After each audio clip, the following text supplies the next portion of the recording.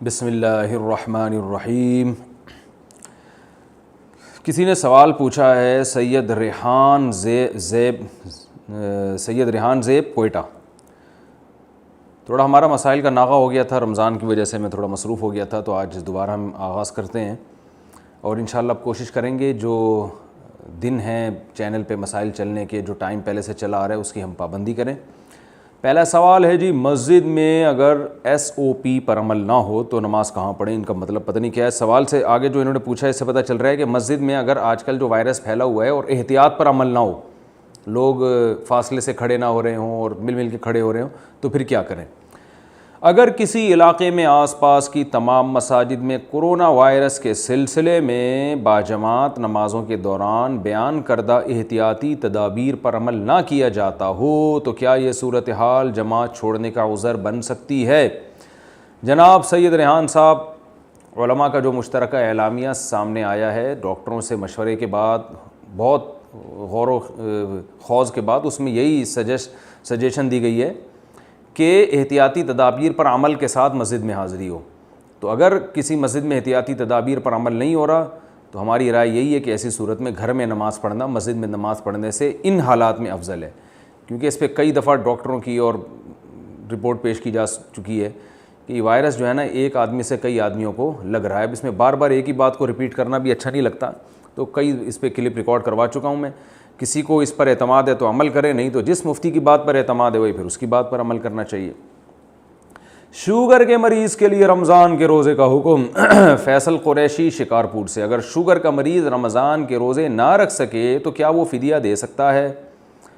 ہاں، واقعی اگر شوگر کی وجہ سے نہیں رکھ پا رہا ہے تو پہلے تو اس پر لازم ہے کہ وہ سردیوں میں اگر رکھ سکتا ہے تو قضا سردیوں میں کرے۔ یاد رکھیں فدیہ اس پر ہوتا ہے جو ساری زندگی روزہ نہ رکھ سکے۔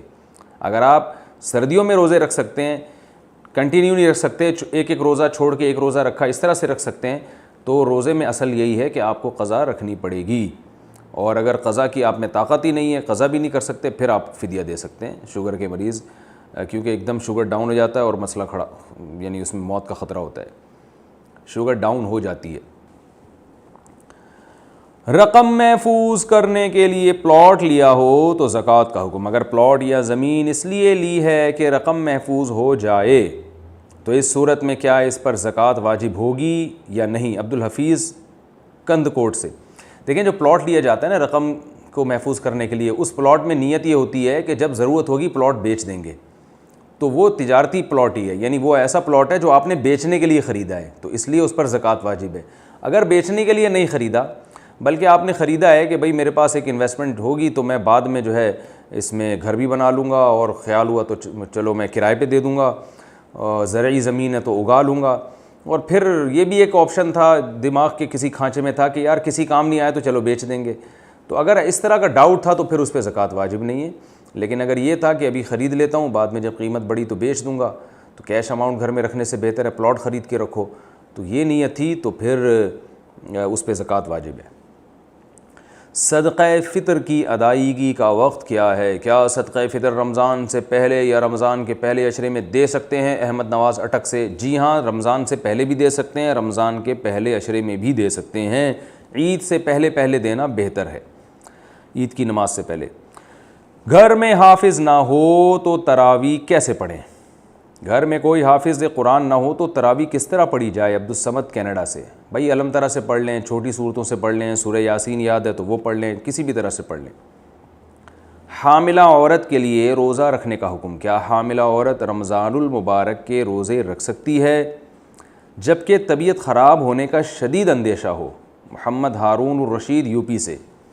اگر غالب گمان ہے کہ حاملہ عورت نے روزہ رکھا تو واقعی اس کی طبیعت خراب ہوگی، یہ زیادہ تر دماغ اسی طرف جا رہا ہے، تو پھر حاملہ عورت روزہ چھوڑ سکتی ہے، اور لیکن نارملی ایسا ہوتا نہیں ہے، اس لیے یہ کہنا کہ جو بھی جس خاتون کو بھی پریگننسی ہے وہ روزہ چھوڑ سکتی ہیں، یہ غلط ہے۔ اگر اس پریگننسی میں روزہ رکھنے سے باقاعدہ نقصان ہو رہا ہے یا ہونے کا غالب گمان ہے تو پھر تو روزہ چھوڑا جا سکتا ہے، ادروائز روزہ نہیں چھوڑا جا سکتا، اور یہ ڈاکٹر بتا سکتے ہیں زیادہ اچھا کہ ان کو روزہ رکھنے سے نقصان ہوگا کہ نہیں ہوگا، اور ڈاکٹروں میں بھی ایک ڈاکٹر سے نہیں پوچھنا چاہیے، دو تین ڈاکٹروں کی رائے لے لینی چاہیے۔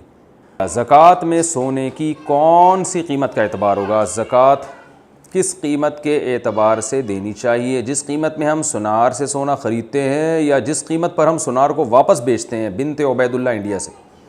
زکوٰۃ کسی چیز کی جو ریسیل ویلیو ہے نا اس پر ہوتی ہے۔ آپ نے جب سونا جو ہے کسی کو بیچیں گے، یعنی مارکیٹ میں جب بیچنے جائیں گے، سونار کو نہیں، مارکیٹ میں جب بیچنے، سونار تو بہت کم قیمت پہ لے گا نا، سونار جس قیمت پہ آپ کو بیچ رہا ہے تو وہ والی قیمت اس کی مارکیٹ ویلیو کہلاتی ہے، اس قیمت پہ آپ زکوٰۃ دیں گے۔ کیا وبا میں مرنے سے حقوق العباد معاف ہو جائیں گے؟ میں نے سنا ہے کہ موجودہ وبا سے جو لوگ مر جاتے ہیں وہ شہید ہوتے ہیں۔ اگر ایسا شخص حقوق العباد میں کوتاہی کا مرتکب ہو تو اس کے ساتھ آخرت میں کیا معاملہ ہوگا؟ عادل شہزاد، سعودی عرب۔ دیکھیں یہ شہادت کی قسم ہے، مگر اس میں فضیلت ہے، موت کی، گناہ معاف ہوتے ہیں، مگر یہ کہ سارے ہی معاف ہو جاتے ہیں اور کبیرہ بھی معاف ہو جاتے ہیں یہ اللہ ہی جانے۔ تو اس لیے ہمیں تو گناہ سے بہرحال بچنا چاہیے، اور اگر وبا میں مر گیا تو شہادت کی فضیلت بھی حاصل ہوگی۔ تو اس لیے حقوق اللہ بھی پورے کرنے ہیں، حقوق العباد بھی۔ پھر اگر اللہ شہادت دے دیتا ہے تو وہ اللہ کی طرف سے ایک اضافی نعمت ہے۔